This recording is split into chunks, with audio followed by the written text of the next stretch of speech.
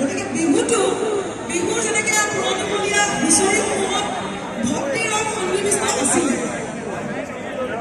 এতিয়া চাগে হুঁচৰিটো বিহু বিৰাটেই বিহুটো হুঁচৰি আচলতে গায়নে কেনেকৈ য'ত ভক্তি ৰং থাকে কৃষ্ণৰ কথা কোৱা হয় আৰু সেইধৰণে যদি বিহু থাকিল হয় মোৰ লগতে মই আজি এই মঞ্চত নিশ্চয় জৰুৰী নহয় যে বিহু মানে কেৱল তুলুঙা বা মই Gracias.